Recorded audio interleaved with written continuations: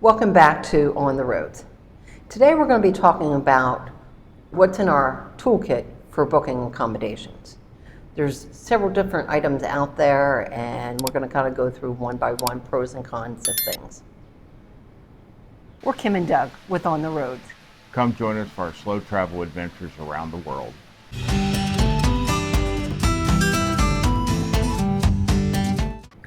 Yeah, accommodations tend to be one of the bigger parts of our budget, and Kim's done a pretty good job of using points recently to limit that spend, but it's still a big consideration. Yeah, I've really enjoyed leveraging our credit card points to have accommodations paid for via points. But accommodations, where you sleep, is a very personal and subjective item. There's many people that, travel to hostels, RV sites, and for us, we need a little bit more creature comforts, I would say, yeah? For sure. And so for that, what that means to us is we prefer a king bed. And now we realize around the world a king bed is a commodity. Recently, back in Antigua, Guatemala, we stayed 2.5 weeks in a full-size double bed. Why are you holding my hand? Where's your other hand? Between two pillows. Those aren't pillows. And while the bed itself was overall comfortable, it just felt too small for us. Just didn't feel comfortable moving around and didn't want to disturb the other. So if we can, we prefer the king. Queen is okay. But doubles are off the books now. And we also need a modern bathroom. And what I mean by a modern bathroom is really a shower that's been remodeled or tile or something of that nature, and just modern facilities. We need a work area because, as you can tell, we're YouTubers. Right. I need a work area that has decent Wi-Fi. We're finding out that that's not always the case, even in a hotel. We're having some connectivity difficulties here in Panama, so we need to work around that a little bit closer. But we've come up with some good solutions, and so far we've been able to manage, but it's been a challenge, agreed.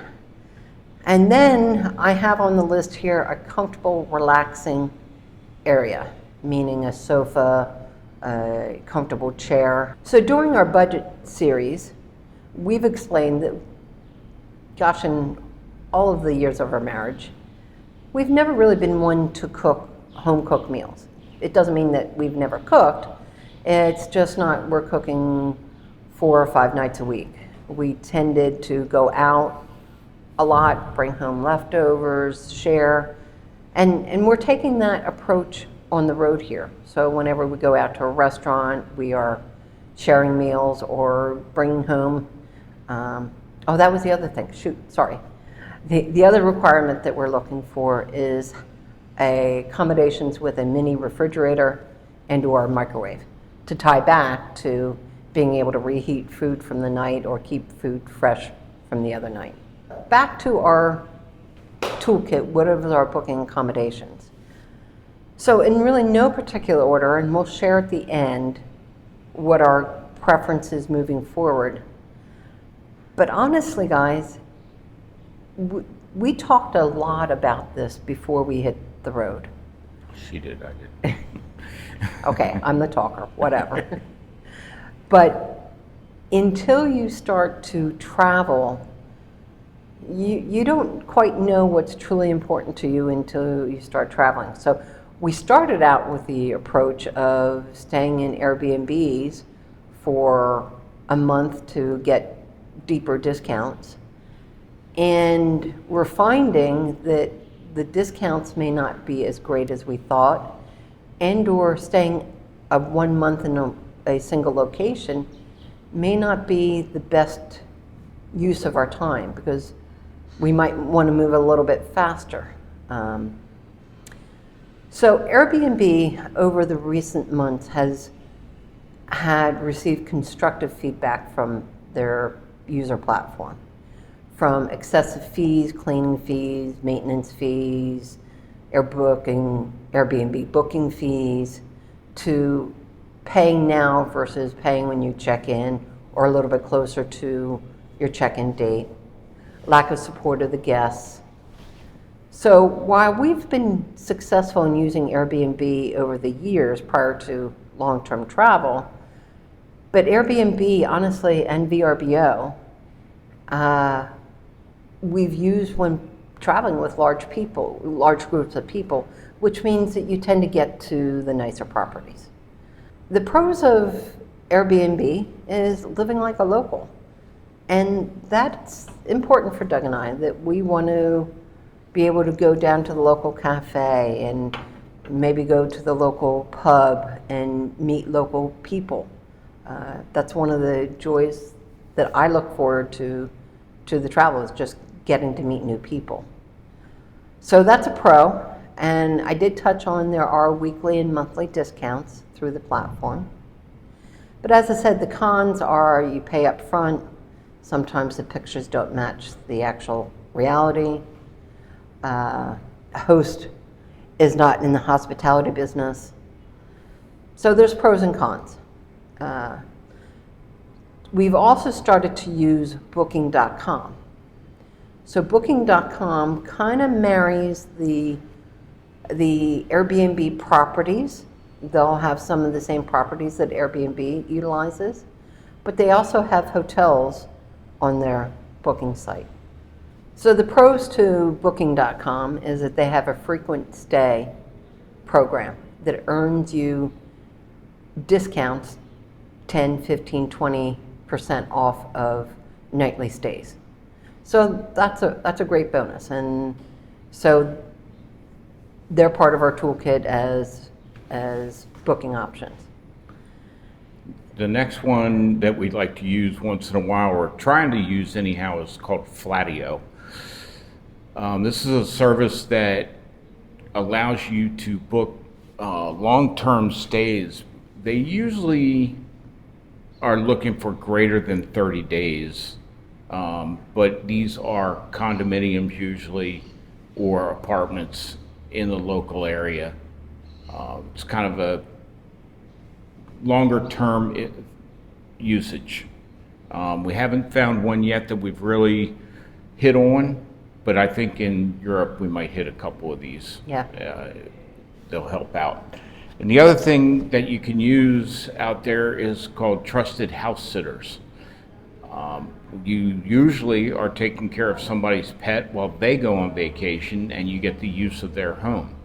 And this is really a great money saver from the standpoint of that time that you're there, you're not being charged any rent. So it's not free because you're taking care of their pet. So the exchange is you take care of the pet and the house, and they go on vacation. So it's an interesting process, and if you want to save some money on a vacation, it's an interesting way to do it.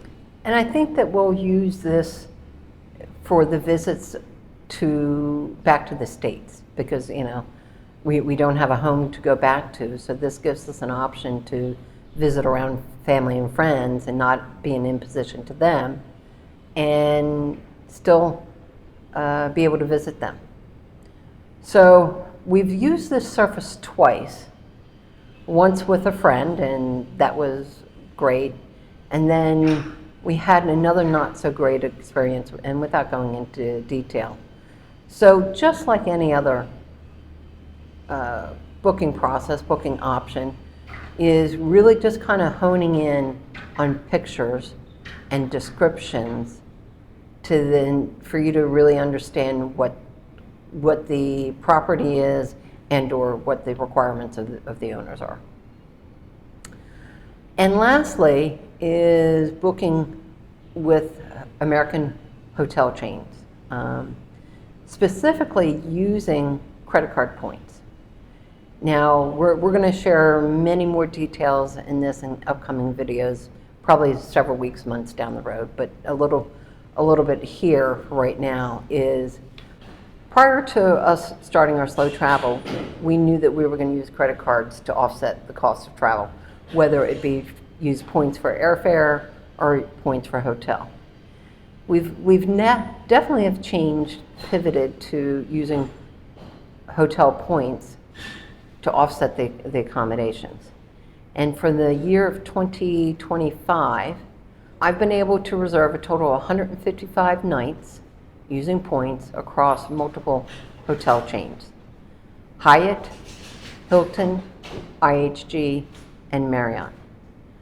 So that has saved us, our actual budget of our accommodation budget is about $2,000 a month. So have booked a total 155 nights, saving us for 5.5 months a total of $10,000. So that really helps our travel budget. So that's a list of booking options that we utilize. Would love to hear your feedback on what you use to book. And as always, if you like the content of this, hit the subscribe button and the like button, and feel free to share some comments with us. Cheers.